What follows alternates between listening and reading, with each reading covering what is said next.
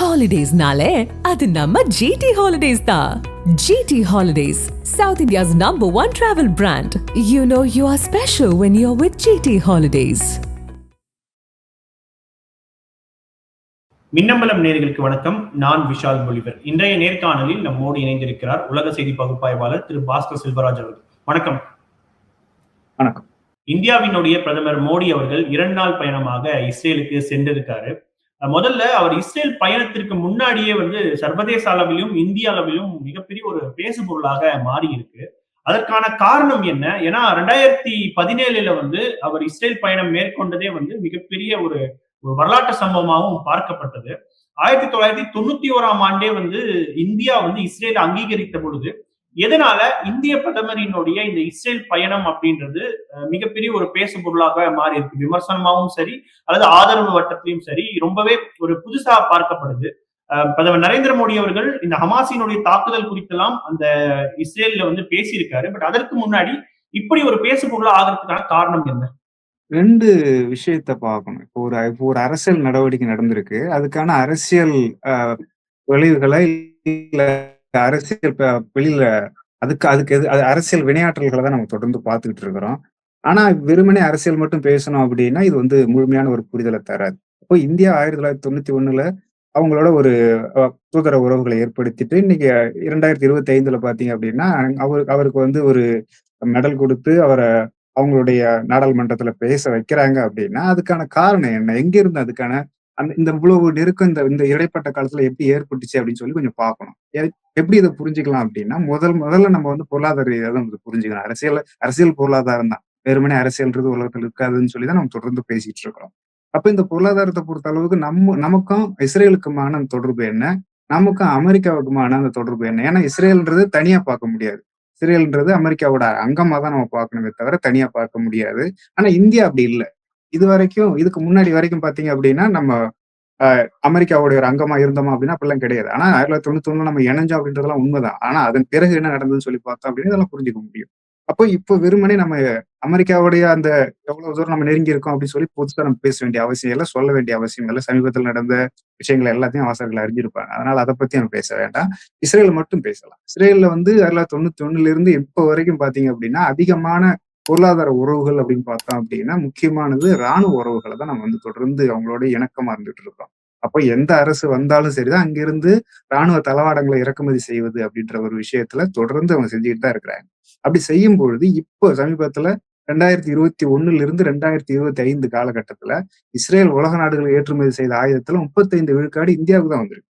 அப்போ அதே சமயத்துல அவங்களுடைய பொருளாதாரத்தை தாங்கி நிற்கக்கூடிய முக்கியமான விஷயம் என்ன அப்படின்னா அதாவது ஹைடெக் பொருள்கள் அப்படின்னு சொல்றாங்க. அதாவது அதி உயர் தொழில்நுட்ப பொருட்கள் தான் அவங்களுடைய பொருளாதாரத்தை தாங்கி நிற்கிற ஒரு விஷயமா இருக்குது. அதுல முக்கியமானதா எது இருக்குது அப்படின்னா இந்த ராணுவ தளவாட உற்பத்தி தான் முக்கியமானதா அங்க இருக்குது அவங்களுடைய உற்பத்தியில.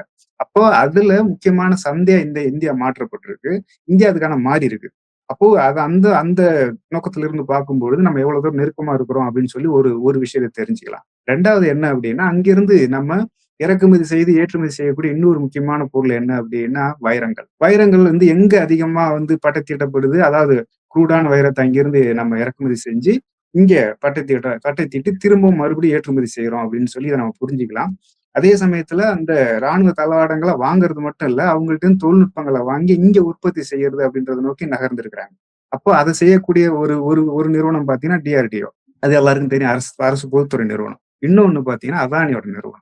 அப்போ வைரங்கள்னு பார்த்தாலும் சரிதான், அந்த முக்கியமான 2 பொருள் தான் முக்கியமான நம்ம ஏற்றுமதி இறக்குமதியில முக்கியமான பங்கு வகிக்குது. ஒண்ணு ஆயுதங்கள், இன்னொன்னு வைரம். இந்த 2லயுமே யார் முக்கியமா அதுல ஈடுபட்டிருக்காருன்னு பாத்தீங்க அப்படின்னா அது அதானி ஈடுபட்டிருக்கிறார் அப்படின்னு சொல்லி பார்க்கும் பொழுது அப்போ வெறுமனே நம்ம இந்திய இஸ்ரேலிய பொருளாதார உறவுன்றதை தாண்டி இது அதானி இஸ்ரேலிய உறவு அப்படின்னு சொல்லிதான் நம்ம இன்னும் நெருக்கமா புரிஞ்சுக்கணும். அது மட்டும் இல்ல, அங்க இருக்கக்கூடிய மிகப்பெரிய துறைமுகமான ஹைஃபா துறைமுகத்தை அதானி கை கொண்டது அப்படின்றதையும் நம்ம பார்த்திருக்கிறோம். அப்ப எவ்வளவு தூரம் நெருக்கமா அவங்க பிணைக்கப்பட்டிருக்கிறாங்கன்றதுல இருந்துதான் அங்க இருந்து குஜராத் மாநிலத்திலிருந்து முதல்வராக இருந்து இன்னைக்கு பிரதமரா மாறி இருக்கிற அங்க நரேந்திர மோடி அவர்கள் அங்க போயிருக்கிறது அப்படின்றது என்ன அப்படின்னா இந்த நெருக்கத்தோட ஒரு விளைவாதான் நம்ம பார்க்கணும்.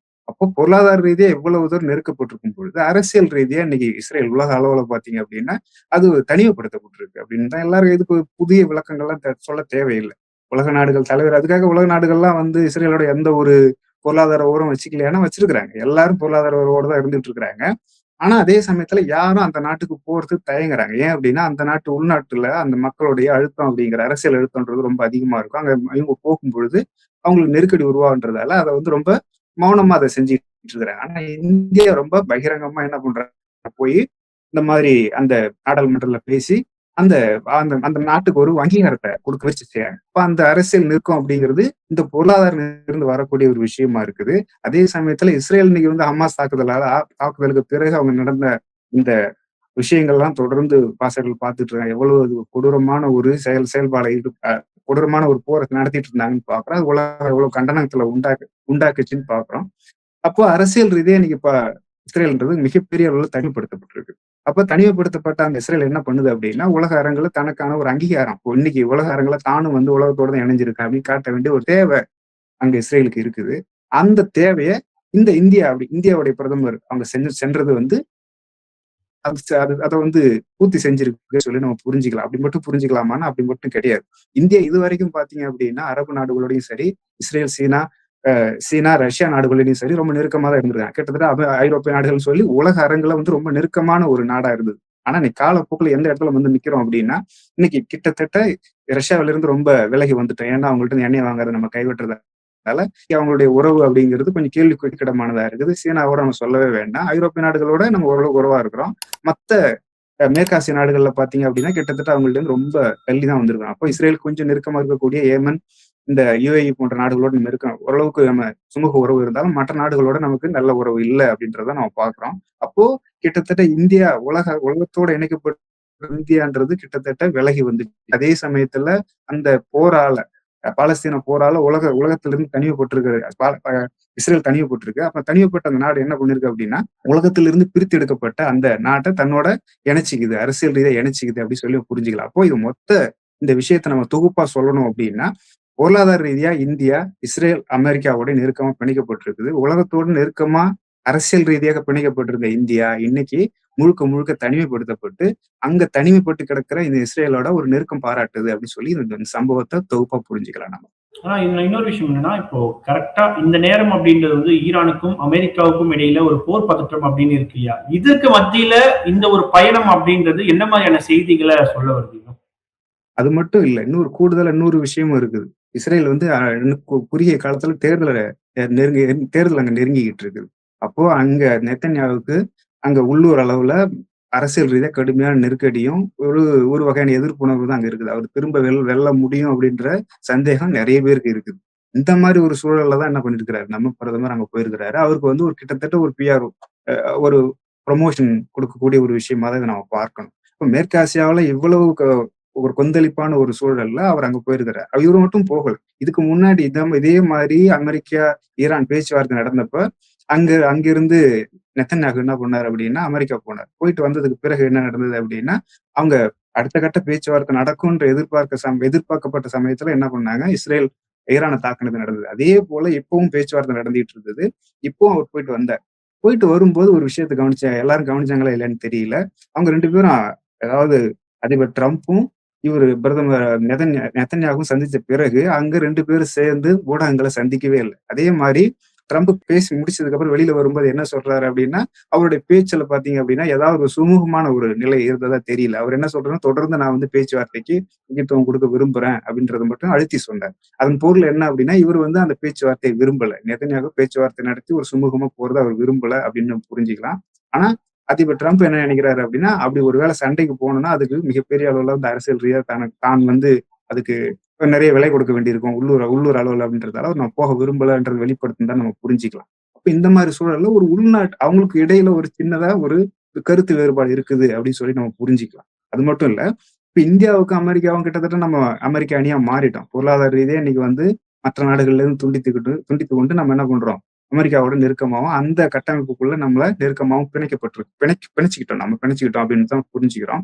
பிணைச்சிட்டாலுமே நமக்கும் அவங்களுக்குமான பிணை அந்த அந்த பிணக்கு தீர்ந்துருச்சு அப்படின்னு பாத்தீங்கன்னா, பிணக்கு இன்னும் தீர்க்கவே இல்லை. நிறைய அந்த பேச்சுவார்த்தை போயிட்டு இருக்கு. அவங்க நம்ம மேல இன்னைக்கு சமீபத்துல கூட பாத்தீங்கன்னா, அந்த சோலார் மின்னாற்றல் தகடுகள் மேல 126 விழுக்காடு வந்து வரி விதிச்சிருக்கிறாங்க. அப்ப இதெல்லாம் சுமூகமா போற மாரி தெரியல. ஆனா நம்ம அதே சமயத்துல இவங்கள்ட்ட இருந்து முரண்பட்டு மற்ற நாடுகளோட நெருக்கம் பாராட்ட முடியுமான்னா, அப்படியும் முடியாது. நம்மள முழுசா கேட் போட்டு தடுத்து வச்சிருக்கிறாங்க. அப்போ ஒரு பக்கம் பிரிச்சு எடுத்து வந்துட்டாங்க. அதே சமயத்துல உள்ளுக்குள்ளேயும் இவங்களுக்கு அதாவது அமெரிக்கா, இந்தியாவுக்கு இடையிலயும், அமெரிக்கா, இஸ்ரேல் இடையிலயும் ஒரு சின்ன பிணக்குகள் இருக்கு. இந்த பிணக்குகளுடைய அந்த வெளிப்பாடுகளா தான் நம்ம என்ன பார்க்கணும் அப்படின்னா, இவருடைய இந்த 2 நாடுகளுடைய கைகோர்த்து நடக்கிறது அப்படின்ற ஒரு விஷயத்த நம்ம பார்க்கணும். ஏன் அப்படின்னா, அந்த மேற்காசிய அரசியல்ல அவங்களுக்கும் அதாவது இஸ்ரேலுக்கும் அமெரிக்காவுக்கும் ஒரு கருத்து வேறுபாடு இருக்குது. அந்த பொருளாதார வணிக உறவுகள்ல பார்த்தீங்கன்னா, இந்தியாவுக்கும் அமெரிக்காவுக்கும் ஒரு வேறுபாடு இருக்குது. கருத்து வேறுபாடு இருக்குது. அப்ப இந்த சூழல்ல இந்த அம்னிக்குள்ளார இருக்கக்கூடிய இந்த 2 நாடும் என்ன பண்றாங்கன்னா, கோர்த்துக்கிட்டு அவங்க அமெரிக்காவுடைய ஒரு சுமூகமான ஒரு உறவை ஏற்படுத்துறது, தானுக்கு தேவையான விஷயங்கள செஞ்சுக்கிறது அப்படின்ற நோக்கத்துல தான் போயிருக்கிறாங்க. ஆனா, இந்த மாரி சமயத்துல அப்படி ஏதாவது சொந்த நோக்கத்துக்காக இவரு போனார்ன்னு நம்ம புரிஞ்சுக்கிட்டோம் அப்படின்னா, இப்போ உலக அரசியல்ல இன்னைக்கு ஒரு முக்கியமான ஒரு தருணத்துல இருக்கிறோம். இந்த டைம்ல போனோம் அப்படின்னா, நமக்கு எதிர்மறையான விளைவுகளை ஏற்படுத்துமா? மற்ற நாடுகளுடைய உறவு பாதிக்குமா? அப்படின்னு சொல்லி அவரு யோசிக்கலையா அப்படின்னு சொல்லி கேட்கலாம். யோசிச்சிருந்தா போயிருக்க மாட்டாரு. யோசிக்காததால தான் அதே சமயத்துல இவங்களுடைய சொந்த நலன் சார்ந்து மட்டும் இயங்குறதாலயும், அதே சமயத்துல அந்த இஸ்ரேலுடைய அந்த அழைப்பு ஏற்கிறது அப்படின்றது இவருடைய கட்டுப்பாட்டு இவர்கிட்ட தான் இருக்குது. ஆனா ஏன் அவரு ஏத்துக்கிட்டு போனாரு அப்படின்றது என்னன்னா, அதுக்கு என்ன மாரியான இவருக்கு நிர்பந்தம் இருக்குது? அதான் பொருளாதார ரீதியான நிர்பந்தம் இருக்குதா? இல்ல அரசியல் ரீதியான நிர்பந்தம் இருக்குதா? இல்ல அது தவிர்த்த மற்ற நிர்பந்தங்கள். உதாரணத்துக்கு இன்னைக்கு அதானி மீதான வழக்கு தீவிரம் அடைஞ்சிருக்குது. இந்த எப்ஸ்டைன் கேஸ் வந்ததுக்கு பிறகு இந்த அரசு மேல கடுமையான உள்நாட்டுல நெறைய அழுத்தம் ஏற்பட்டிருக்குது. இதெல்லாம் கூட காரணமா அப்படின்றத நம்மளால சொல்ல முடியாது. ஆனா இதெல்லாம் இந்த சூழல்கள் எல்லாம் நம்ம ஒருங்கிணைச்சு பார்த்தோம் அப்படின்னா, ஒண்ணு பொருளாதார ரீதியான தேவை இருக்குது. இன்னொன்னு அரசியல் அழுத்தம் இருக்குது. அதை தாண்டிய சில அழுத்தங்களும் இங்க சூழல்ல நிலவிட்டு இருக்கும் பொழுது, இவங்க விரும்பி போனாங்களா, விரும்பாம போனாங்களான்றது வேற. ஆனா கண்டிப்பா போக வேண்டிய சூழல் இருக்கிறதால போயிருக்காங்கன்னு சொல்லி நம்ம புரிஞ்சுக்கலாம். அதேபோல அக்டோபர் 7ஆம் தேதி 2023ஆம் ஆண்டு ஹமாஸ் நடத்திய அந்த தாக்குதல இந்தியாவுல மும்பை அட்டாக் கூட பிரதமர் நரேந்திர மோடி கம்பேர் பண்ணி சொல்லியிருந்தாரு. ஏற்கனவே பாலஸ்தீன அரசுக்கும் இந்தியாவுக்கும் ஒரு நல்ல உறவு இருக்கு. அதே போல ஹமாஸுக்கும் இந்தியாவுக்குமே நிறைய பேச்சுவார்த்தைகள் அப்படின்றது கடந்த காலத்துல எல்லாம் அவங்க செஞ்சிருந்தாங்க. ஸோ இந்த ஒரு ஸ்டேட்மெண்ட் அப்படின்றது எப்படி நம்ம பாக்குறது? இது இந்தியாவுக்கும் பாலஸ்தீனத்துக்குமான அந்த உறவுல பாதிப்பு ஏற்பட வாய்ப்பு இருக்கா?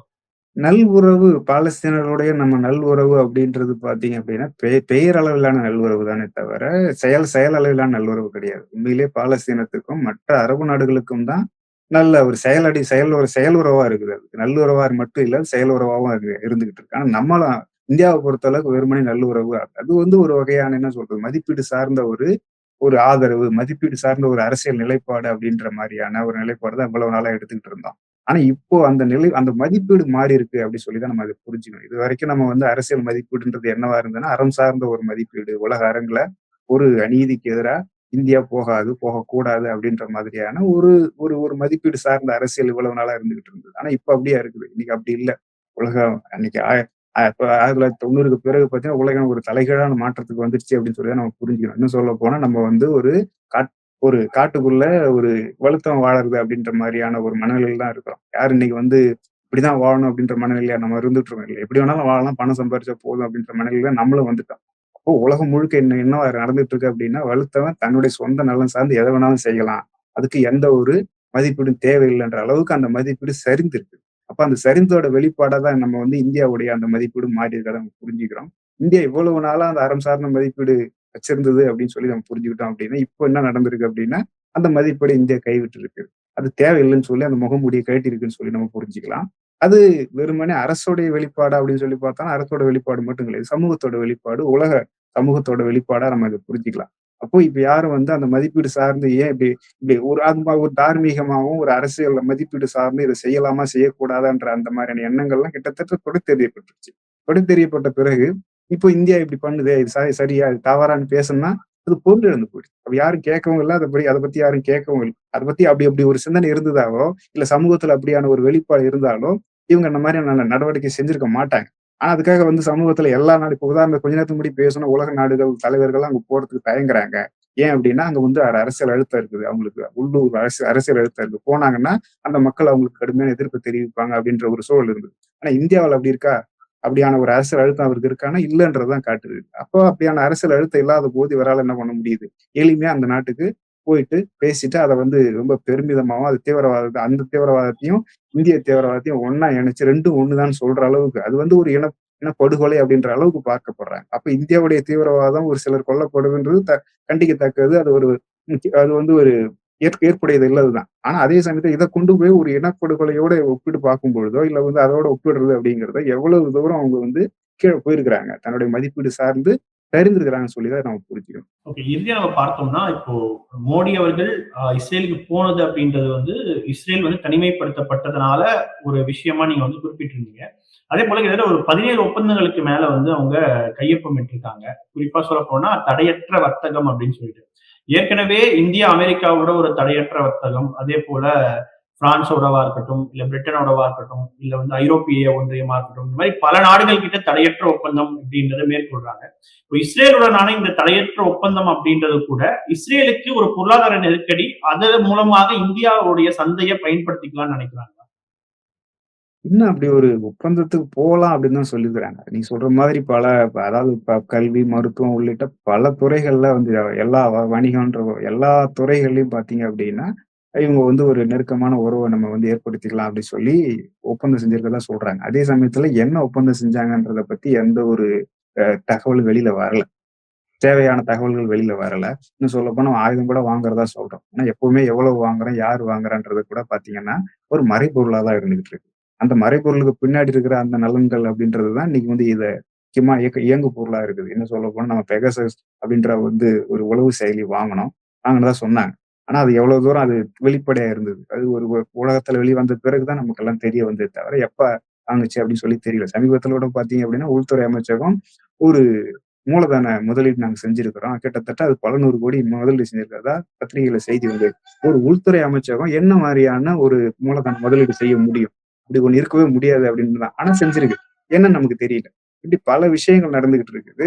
அதே மாரி இந்தியா இஸ்ரேலோடுக்கு இடையில, இல்ல உலக நாடுகளுக்கு இடையிலயும் வந்து திறந்த ஒரு ஓப்பன் ட்ரேட் அப்படின்ற ஒரு விஷயத்த செய்யறது அப்படின்றத எப்படி புரிஞ்சுக்கலாம் அப்படின்னா, இவ்வளவு நாளா இந்தியா மற்ற நாடுகளோட நம்மளால போட்டியிட்டு வெல்ல முடியாதுன்ற ஒரு காரணத்தால தான் அப்படியான நம்ம வந்து ஒரு ஒப்பந்தம் செய்யாம இருந்தோம். இப்ப மட்டும் நம்ம அப்படியான ஒரு தகுதி அடைஞ்சிட்டோமான தகுதியெல்லாம் அப்படிலாம் அடையல. இன்னமும் நம்மளால போட்டியிட்டு வெல்ல முடியாத ஒரு சூழல்ல தான் இருக்கிறோம். அப்படி இருந்து ஏன் இப்ப வந்து எல்லாரும் கூடயும் நம்ம வந்து ஒரு ஒப்பந்தம் செஞ்சிருக்கிறோம் அப்படின்னா, இது வந்து விரும்பி செஞ்சுக்கிறத நம்ம புரிஞ்சுக்க தேவையில்ல. இப்ப ஏதோ நம்ம மேல விதிக்கப்பட்ட ஒரு நிபந்தனையா தான் நம்ம புரிஞ்சுக்கணும். அப்போ இத எப்படி புரிஞ்சுக்கலாம் அப்படின்னா, இவ்வளவு நாளா அந்த நிபந்தனைய ஏற்காத நிமிர்ந்து நிக்க முடிஞ்சது அப்படி சொல்லியும், இப்போ அந்த நிமிர்ந்து நிக்கிற அளவுக்கு நமக்கு வலு இல்லாம போயிட்டோம் அப்படின்னு சொல்லி நம்ம இத புரிஞ்சுக்கலாம். இப்போ இந்திய அரசு இன்னைக்கு இவங்க பேசி நெஞ்ச நிமித்தி நாங்க வந்து இந்தியா தேசியம், இந்தியம் எங்களுடைய நாட்டுப்பற்று அப்படின்னு சொல்லிட்டு இருந்தாலுமே, ஆனா என்ன நடந்துட்டு இருக்கு அப்படின்னா, இவங்க முழுக்க முழுக்க அவங்களுடைய நிபந்தனைக்கு பணிந்து இந்த மாரி எல்லா ஒப்பந்தங்களையும் ஏற்பது, இவங்களே போய் பேசி ஏற்றுக்கொள்வது அப்படின்ற ஒரு நிலைக்கு நம்ம போயிட்டாங்க அப்படின்னு சொல்லி தான் நம்ம புரிஞ்சுக்கணும். அதுக்காக நமக்கு நன்மை எதுவும் வராதா அப்படின்னா, நன்மையெல்லாம் வராது. ஏன் வராது அப்படின்னா, இப்படி ஒப்பந்தம் செய்யும்பொழுது அங்க சந்தையில முக்கியமான விஷயம் என்னன்னா, போட்டிய உருவாக்கும். ஓ! தவறு இல்ல. அந்த மாரி வந்து மற்ற நிறுவனங்களையும், நம்ம நிறுவனங்கள் மற்ற ஊர்களையும் போய் வந்து போட்டியிடுறது அப்படிங்கிறதோ, அவங்களுடைய சந்தைகள பயன்படுத்துறதுன்றது உலக அளவுல எல்லாம் நடக்கக்கூடிய விஷயம் தான். அப்ப எப்போ இது வந்து சாத்தியமாகும் அப்படின்னா, நம்மளுடைய நிறுவனங்கள் வந்து போட்டியிட்டு வெல்லக்கூடிய அளவுக்கு வலிமையோட இருந்தா தான் இது சாத்தியமாகும். ஆனா, அதே சமயத்துல நம்மளுடைய நிறுவனங்களுடைய அந்த போட்டி வலிமையும் குறைஞ்சிருக்குது. ஒண்ணு. இன்னொன்னு என்ன பண்றோம்னா, முக்கியமான ஒரு போட்டியாளர சந்தையிலிருந்து நீக்கியிருக்கிறோம். சீனான்ற ஒரு போட்டியாளர். இன்னைக்கு வந்து உலக சந்தையில முக்கியமான போட்டியாளர் அவங்க தான். அப்ப சீனா இல்லாத இடத்துல மற்ற நிறுவனம் நீங்க அனுமதிக்கும் பொழுது, இங்க போட்டின்றது இருக்கிறதுக்கு வாய்ப்பு குறைவுதான். இங்க இருக்கிற நிறுவனங்கள் காணாம போறதும், அந்த நிறுவனங்கள் அதாவது வெளிநாட்டு நிறுவனம் நம்மள வந்து ஆதிக்கம் செலுத்துறது அப்படின்றது தான் நடக்குமே தவிர, நம்ம நிறுவனங்கள் வெளிநாட்டுகளுக்கு போய் அவங்களுடைய சந்தையை பயன்படுத்திக்கிறது அப்படின்றது ரொம்ப குறைவா தான் இருக்கும். அப்போ நம்ம சமீபத்தில புள்ளிவிவரங்களோ கடந்த முறை கூட பேசியிருந்தோம். நம்ம ஒவ்வொரு முறையும் இந்த மாதிரியான ஒப்பந்தங்கள் செய்யும் பொழுது, நம்மளுடைய ஏற்றுமதி அதிகரிக்கல, இறக்குமதி தான் கூடுது. இப்ப இது எத காட்டுது? நம்மளுடைய சொந்த உற்பத்தி வந்து குறைஞ்சு, மற்றவங்க வந்து நம்ம ஊர்ல உற்பத்தி செஞ்சு, நமக்கு வந்து அ விற்பனை செஞ்சு, அது மூலமா லாபத்த எடுத்துட்டு போறது அப்படின்றத நடக்கிறத நம்ம புரிஞ்சுக்கிறோம். இப்போ இது வந்து இவங்க நிபந்தனை ஏத்துக்கிறாங்க. போட்டிய உருவாக்கி அதன் மூலமா நம்ம வந்து ஒரு தற்சார்பு அடையறதுன்ற மாரி இல்லாம, அவங்களோட நிபந்தனைக்கு உட்பட்டு சந்தைய திறந்து விடுறாங்கன்னு சொல்லி நம்ம புரிஞ்சுக்கணும். இந்த இதுல போய் நம்ம தனியா இஸ்ரேல நம்ம தனிச்சு பிரிச்சு பார்க்க தேவையில்ல. எல்லாத்தோட ஒரு அங்கமா தான் இத நம்ம பார்க்கணும். நிச்சயமா. தொடர்ந்து பேசுவோம். பல்வேறு கேள்விகளுக்கு மிக ஆழமாகவும், பொறுமையாகவும், மிக விரிவாகவும் பதிலளித்தமைக்கு நன்றி. நன்றி. Holidays-nale, adu namma GT Holidays da. GT Holidays, South India's #1 travel brand. You know you are special when you're with GT Holidays. மின்னம்பலம்.com தமிழின் முதல் மொபைல் பத்திரிகை.